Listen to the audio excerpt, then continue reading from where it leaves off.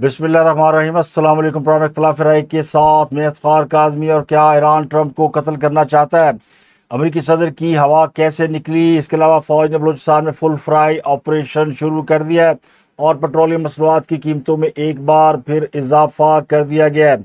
और केपीके में मंजूर किए जाने वाला बिल तो वापस हो रहा है, मगर सेनेट में लोशे बिल मंजूर कर लिया गया है। लेकिन सबसे पहले बात करेंगे हुकूमत की कारकर्दगी के हवाले से। एक इजलास हुआ जिसकी सदारत इसहाक डार ने की है। हुकूमती कारकर्दगी के हवाले से बनाई गई कमेटी का एक बड़ा अहम इजलास हुआ। इन हालात में जब इसहाक डार पर इस्तीफा देने के लिए बहुत शदीद दबाव है, वो कैबिनेट की सरबराही कर रहे हैं, तमाम वज़रा के साथ बात कर रहे हैं, उनकी कारकर्दगी का जायज़ा ले रहे हैं। तो इसका एक बड़ा वाजिया और लाउड पैगाम है। दो मतलब हो सकते हैं। एक तो जो लोग इसहाक डार का इस्तीफा मांग रहे थे, उनके नवासे रजा डार की वजह से उनके लिए एक मैसेज है। उनके लिए एक मैसेज है कि इसहाक डार is still part of the government, बल्कि at the top of the government. दूसरा, जो लोग ये तासुर देने की कोशिश कर रहे हैं कि चूंकि अली डार को पंजाब का फ्यूचर वज़ीर आला बनाने की प्रपोजल है, इस सूरत में जब मरीम नवाज वफाक में चली जाए तो पंजाब में हमजा शहबाज की बजाय अली डार को वज़ीर आला बनाया जा सकता है। तो अली डार मरीम नवाज के बहनोई भी है। तो ये रजा डार वाला केस, बाद लोग ये तासुर देने की कोशिश कर रहे हैं कि अली डार का रास्ता रोकने के लिए है। मीडिया भी कई दिनों से उनसे सवाल कर रहा है। तो अब इसहाक डार साहब ने वज़रा की कारकर्दगी का जायज़ा तो क्या लेना था, असल मकसद इन दोनों तासुरात को ज़ाइल करना था। एक तो ये कि हुकूमत के बड़ों में कोई इख्तलाफ है या फैमिली में कोई रिफ्ट चल रही है, तो इसे कहते हैं रोक सको तो रोक लो। वाज़िया मतलब है कि इसहाक डार कहीं नहीं जा रहे, वो इस्तीफ़ा नहीं दे रहे। अब चूंकि एक हाइब्रिड निज़ाम है और तसव्वुर ये किया जाता है कि वज़ीर ख़जाना भी मुस्लिम लीग नून का नहीं है, वज़ीर दाखिला भी उनका नहीं है, लेकिन बाकी के जो वज़रा उनके हैं। तो अवैस लगारी पाकिस्तान की तारीख के पहले वज़ीर है जिन्होंने अवाम को रगड़ने का ऐसा ऐसा तरीका निकाला है कि बड़े बड़े पहुंचे हुए वज़ीर भी उनके शागिर्द लग रहे हैं। लोग हैरान और परेशान हैं। यानी 200 यूनिट बिजली आप इस्तेमाल करें, अगर 1 यूनिट भी आपने फालतू इस्तेमाल किया तो रेट 4 गुना बढ़ जाएगा और फिर अगले 6 महीने तक इसी रेट पर, यानी 200 से ज़्यादा का जो रेट होता है उस पर आपको बिल अदा करना पड़ेगा। और अब सुनाइए कि अगर 200 यूनिट से 1 यूनिट भी ज़्यादा इस्तेमाल किया गया तो लाइफ टाइम आप 200 यूनिट वाली कैटेगरी से बाहर हो जाएंगे। और ये कारकर्दगी इतनी शानदार है कि उन्हें इस पर हुकूमत ने तमगा हुस्न कारकर्दगी भी दिया है। इसके अलावा वज़ीर रेलवे का भी यही हाल है कि वो ईंटें और लोहा बेचने पे लगे हुए हैं। उनका टारगेट जो है वो रेलवे को मुनाफा बख्श बनाना है। तो जो काम ख्वाजा साद रफ़ीक करके गए थे, रेलवे को थोड़ा ठीक ठाक करके गए थे, उसका भट्टा अब अगली वजारत बिठा रही है। और तीसरे वजीर है पेट्रोलियम के। पूरी दुनिया में पेट्रोल सस्ता हो रहा है और पाकिस्तान के वजीर पेट्रोल ने पेट्रोलियम मसनूआत कीमतों में एक बार फिर इजाफा कर दिया है। 12 रुपए पेट्रोल रातों रात के अंधेरे में तुम्हें बढ़ाने में शर्म नहीं आई? दिल नहीं हिला कि पाकिस्तान की आवाम जो रोटी नहीं खा सकती, जो दवाई नहीं खरीद सकती, वो 12 रुपए पेट्रोल बढ़ा। और हुकूमत ने एक बार आवाम को रिलीफ दिया और उसके बाद रिलीफ देना भूल गई। हालांकि पूरी दुनिया में पेट्रोल अब सस्ता हो रहा है, कीमतें कम हो रही हैं और ईरान अमेरिका के दरमियान थोड़ी बहुत ठाठू के अलावा कोई मुस्तकिल जंग नहीं हो रही। तो अब भी पेट्रोलियम मसनूआत की जो कीमतें आलमी मंडी में वो $80 से नीचे हैं और पिछले हफ्ते तो ये शायद $70-72 के आसपास पहुंच गई थी। लेकिन हुकूमत ने पेट्रोल मसनूआत कीमतों में एक बार फिर इजाफा कर दिया है। डीजल की कीमतों में 13 रुपये 80 पैसे इजाफा किया गया है, जबकि पेट्रोल कीमत में 13 रुपये 18 पैसे इजाफा किया गया है। अब तो जो नोटिफिकेशन जारी किया गया है उसके मुताबिक डीजल की नई कीमत 323 रुपये 30 पैसे और पेट्रोल की नई कीमत 310 रुपये 71 पैसे फी लीटर मुकर्रर की गई है।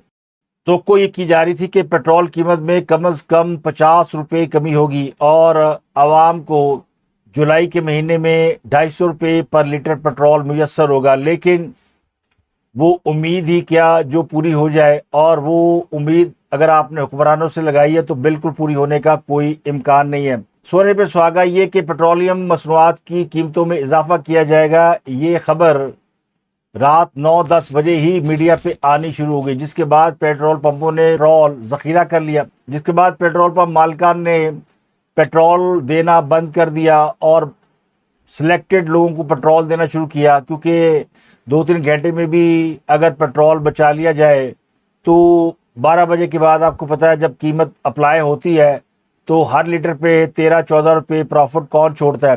तो 3-4 घंटे पहले कीमतें बताकर इस बार भी पेट्रोलियम डीलर्स को और पेट्रोल पंप मालिकान को फ़ायदा पहुंचाया गया। पंजाबी का एक मुहावरा है, जेड़ा पन्नो लाल है। अभी हम खैबर पख्तूनख्वा हुकूमत के लोशे बिल यानी अरकान असम्बली को बेपनाह अमरात के बिल को रो रहे थे, ब्लू पासपोर्ट को रो रहे थे कि सेनेट कमेटी ने कमाल कर दिया। उन्होंने कहा अरकान असम्बली ही नहीं बल्कि साबिक अरकान असम्बली को भी ब्लू पासपोर्ट दिए जाएंगे, यानी वंस यू आर पार्लियामेंटेरियन तो हमेशा के लिए आपको यह सहूलत मैसर होगी। तो सेनेट की जो कायमा कमेटी बराए दाखिला है, उन्होंने साबिक अरकान पार्लियामेंट, उनकी बीवियों, उनके बच्चों को मुफ्त ब्लू पासपोर्ट देने का बिल मंजूर किया गया।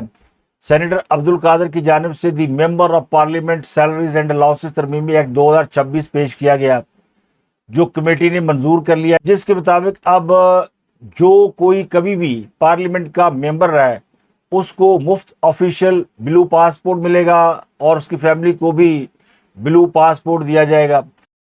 और हमने खैबर पख्तूनख्वा असम्बली में इसी किस्म का एक बिल पेश हुआ तो आसमान सर पे उठाया हुआ है, जिसमें अरकान और उनकी शरीक हयात के लिए ब्लू पासपोर्ट की सिफारिश की गई है। टूल टैक्स से इस्तिस्ना दिया गया है, सरकारी रहायशगाह में मुफ्त क़याम की सहूलत, टूल टैक्स फ्री और फिर असला लाइसेंस, ये सारी सहूलियात खैबर पख्तूनख्वा हुकूमत ने एक तरमीमी एक्ट के मुताबिक मंजूर की हैं। और उनका ख्याल ये है, बल्कि उनका मौक़िफ़ ये है कि चूँकि वफाकी सेक्रेटरीज और उनकी फैमिली को ये सहूलियात हासिल है, तो जो सेनेट कमेटी में तरमीमी एक्ट पेश किया गया है उसके मुताबिक रिटायर्ड वफाकी सेक्रेटरीज और उनकी फैमिलीज़ को ऑलरेडी ब्लू पासपोर्ट की सहूलत हासिल है।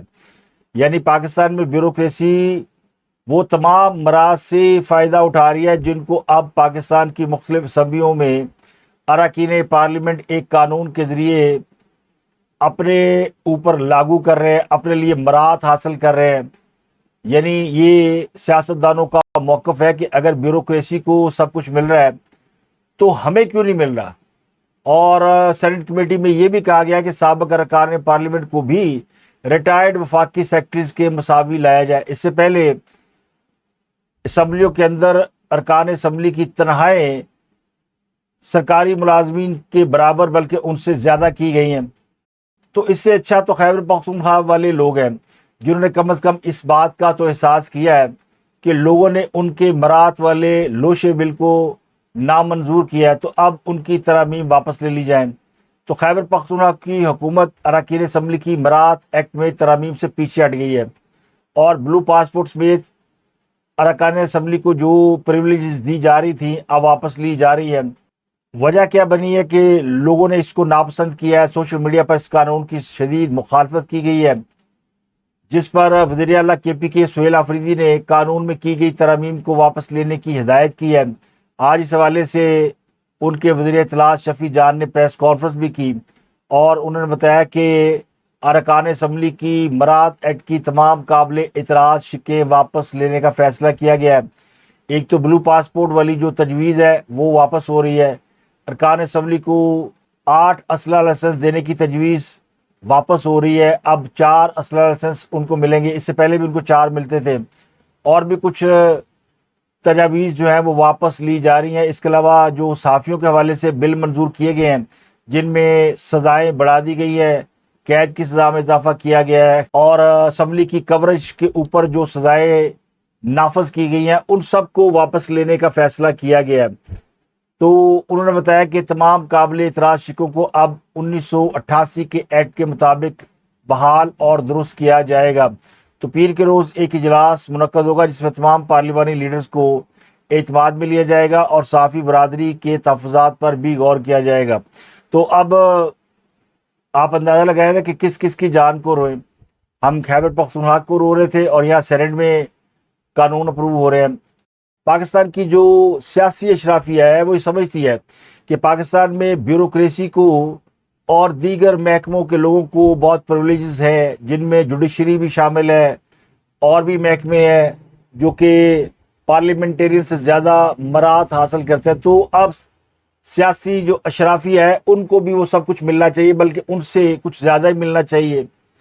خیبر پختونخوا کا گورنر پیپلز پارٹی کا نمائندہ فیصل کریم کنڈی، اس نے بھی اسپیکر کو ایک خط لکھ دیا قومی اسمبلی کے، اور یہ کہا کہ چاروں صوبائی اسمبلیوں کے اسپیکر کا اجلاس بلائیں اور ارکین قومی اسمبلی، صوبائی اسمبلیوں اور سینیٹرز کی مساوی مراعات کے حوالے سے قانون سازی کریں.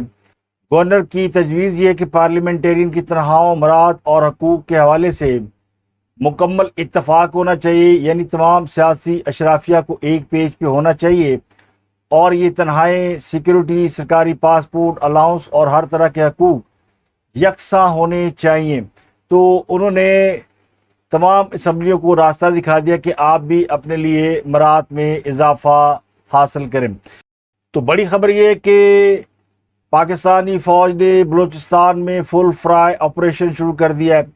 مانگی ڈیم سمیت مختلف اضلاع میں دہشت گردوں کے حملوں کے بعد فوج، ایف سی اور پولیس نے ایک مشترکہ گرینڈ کاؤنٹر ٹیررزم کارروائیوں کا آغاز کیا ہے، جس کے دوران اب تک درجنوں دہشت گردوں کو مار دیا گیا ہے. پاکستانی سیکورٹی فورس کی جانب سے صوبے کے دشوار گزار پہاڑی سلسلوں میں انٹیلیجنس بیس آپریشن شوان، زمینی اور فضائی تعاقبی کارروائیاں بدستور جاری ہیں، جس میں ہیلی کاپٹر، ٹینک اور بھاری اسلحہ استعمال کیا جا رہا ہے. سیکورٹی ذرائع کا موقف یہ ہے کہ یہ آپریشن 5 جولائی سے جاری ہے، جس میں اب تک 75 دہشت گردوں کو جہنم واصل کیا جا چکا ہے. جبکہ جمعے کی صبح خزدار کے علاقے میں ہی ظاہری پولیس اسٹیشن پر دہشت گردوں نے ایک بڑا حملہ کیا، لیکن اس حملے کو فوج اور سیکورٹی فورسز نے انتہائی پھرتی سے، چابک دستی سے ناکام بنا دیا اور موقع پر ہی 8 حملہ آوروں کو فل فرائی کر دیا. اسی علاقے میں ملزمان کے تعاقب میں خفیہ ٹھکانوں پر ہیلی کاپٹر کی مدد سے آپریشن کیا گیا، جس میں مزید 5 سے 6 دہشت گرد مارے جانے کی مصدقہ اطلاعات ہیں. تو پاکستان کے سیکورٹی ذرائع کے مطابق پاکستان کی مسلح افواج نے دہشت گردوں اور ان کے مقامی سہولت کاروں کے خلاف بڑا آپریشن شروع کر دیا ہے، گھیرا تنگ کر دیا ہے. زیارت، خونا اڑک اور ڈیلا بندر میں جن لوگوں نے معصوم شہریوں اور فورسز کو نشانہ بنایا، اب ان کا مکمل طور پر صفایا کیا جا رہا ہے. تو اس آپریشن کے بعد ہنا اوڑک کے سانحے کے خلاف ایئرپورٹ روڈ پر جو 5 روز سے دھرنا جاری تھا وہ ختم ہو گیا. بلوچستان حکومت کا موقف یہ کہ دھرنا مذاکرات کے نتیجے میں ختم ہوا، لیکن مظاہرین کے مطابق یہ دھرنا پاک فوج کے کامیاب آپریشن کے بعد کیا گیا. دھرنا ختم ہونے کے ساتھ ہی شرکا نے احتجاجی کیمپ اور ٹینٹ ہٹا دیے. 5 روز سے جو سڑکیں بند تھی، جن میں ایئرپورٹ روڈ شامل تھا، وہ ہر قسم کی ٹریفک کے لیے کھول دیا گیا. وزیر اعلیٰ بلوچستان نے خانہ اوڑک سانحے کے شہداء کے ورثاء کو مالی معاوضہ دینے، ان کے اہل خانہ کو سرکاری ملازمتیں فراہم کرنے کا اعلان کیا، جبکہ شہداء کے بچوں کی تعلیم کے اخراجات بھی حکومت بلوچستان ادا کرے گی. صوبائی وزیر داخلہ میر ضیاء لانگو کے مطابق حملے کے دوران اغوا کیے گئے 11 افراد کو بھی بازیاب کرا لیا گیا ہے. 10 مغوی جمعرات کی شب بازیاب ہوئے، جبکہ ایک مغوی اس سے پہلے رہا ہوا تھا. تو تمام مغوی اب بحفاظت بازیاب کرا لیے گئے. اگلی خبر امریکہ اور ایران کے حوالے سے ہے، جن کے مابین حالیہ شدید فضائی حملوں اور بحری کشیدگی کے بعد ایک بار پھر مذاکرات کا دور شروع ہونے جا رہا ہے. دونوں ملکوں نے طے کیا کہ جنگ ٹھیک نہیں ہے، حالت امن میں رہنا چاہیے، بات چیت کرنی چاہیے. تو اب مذاکرات کے لیے آئندہ ہفتے سوئٹزرلینڈ میں امریکہ اور ایران کے وفود ملاقات کریں گے اور مستقل جنگ بندی کے معاہدے کی بحالی کے لیے کوئی راستہ تلاش کریں گے، کیونکہ جنیوا اور مسقط میں معطل ہونے والے گزشتہ مذاکرات کے بعد دونوں ممالک کی اعلیٰ قیادت نے پس پردہ سفارتکاری کے ذریعے دوبارہ میز پر بیٹھنے کا اعلان کیا ہے. امریکی صدر ٹرمپ کے مطابق ایران نے درخواست کی ہے کہ وہ مذاکرات کرنا چاہتے ہیں، لیکن امریکہ نے واضح کیا ہے کہ وہ جو MOU تھا یا جنگ بندی تھی وہ اب ختم ہو چکی ہے. حملے کا جواب حملے سے دیا جائے گا، لیکن چونکہ ایران نے ان حملوں کے بعد کئی ممالک سے سفارتی رابطے کیے، بات چیت کی، جن میں پاکستان، سعودی عرب، قطر اور ترکی شامل ہے، تو ثالثین نے واشنگٹن اور ایران کے درمیان بات چیت کر کے ایک بار پھر امن کا راستہ کھول دیا۔ لیکن ٹرمپ کی ہوا نکل گئی ہے۔ اسرائیل نے ٹرمپ کو ڈرا دیا کہ ایرانی تمہیں مار دیں گے، تمہیں قتل کر دیں گے، اور اسرائیل کے اندر جو یہودی نیٹ ورک ہے، میڈیا کے اندر، جو انٹیلیجنس ایجنسیوں کے اندر، وہ امریکی صدر کو یہ رپورٹیں دے رہا ہے کہ ایرانی تمہیں کبھی معاف نہیں کریں گے۔ آیت اللہ خامنئی کے جنازے کی تقریبات میں میڈیا رپورٹ کے مطابق تقریباً 4 کروڑ افراد نے شرکت کی، جنہوں نے ٹرمپ سے بدلہ لینے کا مطالبہ کیا۔ تو اسرائیل ایران کو بتا رہا ہے کہ ان 4 کروڑ لوگوں میں سے کوئی نہ کوئی ہمیں اور تمہیں مار دے گا، اور یہ ہم سے آیت اللہ خامنئی کا بدلہ لیں گے۔ تو یہ تھیوری ٹرمپ نے بائی کر لی ہے۔ امریکی میڈیا نے بھی دعویٰ کیا ہے کہ اسرائیل نے حالیہ دنوں میں امریکہ کو ایسی معلومات فراہم کی ہیں جن میں امریکی صدر کو قتل کرنے کے ایک مبینہ اور مخصوص ایرانی منصوبے کا ذکر کیا گیا ہے۔ وال اسٹریٹ جرنل نے بھی ذرائع کے حوالے سے دعویٰ کیا کہ اسرائیلی انٹیلیجنس نے امریکہ کو ان کے خلاف ایک نئے مبینہ منصوبے سے آگاہ کیا، اور دوسری طرف امریکی میڈیا یہ بھی انکشاف کر رہا ہے کہ ٹرمپ نے انقرہ سے واپسی پر، جہاں وہ نیٹو اجلاس میں شرکت کے لیے گئے ہوئے تھے، ایران سے کشیدگی پس منظر میں سیکرٹ سروس کہنے پر اپنے پرانے طیارے میں سفر کیا۔ امریکی اخبار نیو یارک ٹائم کے مطابق ٹرمپ کو قطر سے ایک طیارہ تحفے میں دیا گیا تھا، لیکن ٹرمپ نے اس میں سفر کرنے کی بجائے ایئر فورس 1 میں سفر کیا۔ خود ٹرمپ سے جب پوچھا گیا تو انہوں نے کہا کہ وہ ایران کی جانب سے قتل کیے جانے والے افراد کی جو ہٹ لسٹ ہے اس میں سر فہرست ہے، لیکن طیارے کی تبدیلی کا سیکیورٹی خدشات سے کوئی تعلق نہیں ہے۔ امریکی میڈیا کے مطابق ٹرمپ نے جس پرانے ایئر فورس 1 میں سفر کیا اس میں کھڑکیوں کے شیڈز اوپر کرنے تک کی اجازت نہیں تھی۔ اس کے علاوہ CNN نے بھی ذرائع کے حوالے سے رپورٹ کیا کہ امریکی حکام کو کافی عرصے سے ٹرمپ کے خلاف ممکنہ حملوں سے متعلق مختلف نوعیت کی اطلاعات موصول ہوتی رہی ہیں، لیکن اب جو معلومات ہیں وہ اسرائیل کی جانب سے فراہم کی گئی ہیں، اور یہ تازہ معلومات ایک نئے اور مخصوص منصوبے سے متعلق ہیں۔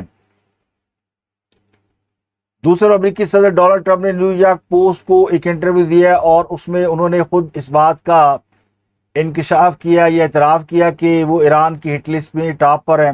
انہوں نے کہا کہ اگر انہیں قتل کیا گیا تو انہوں نے اپنی سیکورٹی فورسز کو بتا دیا کہ وہ ایران پر تاریخ کی بدترین بمباری کریں۔ ڈونلڈ ٹرمپ نے یہ کہا کہ ایران کے متعلق وہ پیشگی ہدایت دے چکے ہیں۔ ٹرمپ نے ایران کو بھی مخاطب کرتے ہوئے کہا کہ امید ہے آپ مجھے یاد کریں گے، ایران کی مبینہ قتل کی فہرست میں سر فہرست ہوں، تو پھر اس کا جو رد عمل آئے گا وہ ایرانی کبھی بھول نہیں پائیں گے۔ No, I'm number 1 on the kill list for Iran. They're lovely people. I'm number 1. So I don't know. I can't tell you that, but I don't really care because I'm doing my job and I'm doing it, I hope, better than anybody's ever done it, because we have a country that's hot and really, really successful. But I mention it only because it's on the list. I mean, it came out. There was another list came out yesterday, and I'm number 1 on.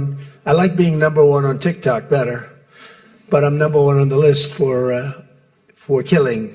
تو اس سے لگتا یوں ہے کہ Trump کی ہوا مکمل طور پر خارج ہو چکی ہے، اور اسی بنیاد پر ایران کے ساتھ دوبارہ بات چیت کرنے کے لیے بھی آمادہ نظر آتے ہیں، اور یہ ممکنہ طور پر اسرائیل کی ایک سازش ہے جو کہ امریکہ کو ایک بار پھر پرووک کر رہا ہے کہ وہ ایران کے اوپر حملہ کریں، اور نہ صرف حملہ کریں بلکہ جنگ کریں۔ حملے تو امریکہ پچھلے 2-3 روز میں کر چکا ہے، لیکن اسرائیل کی خواہش یہ کہ ایک بار پھر ویسی ہی جنگ کی جائے جیسی فروری کے بعد اسرائیل اور امریکہ نے مل کر ایران کے خلاف کی تھی، لیکن امریکہ اس کے حق میں نظر نہیں آتا۔ لیکن امریکہ اس بات پر بھی خوش نہیں ہے کہ ایران کے ساتھ ان کے معاملات اچھے طریقے سے آگے نہیں بڑھ رہے۔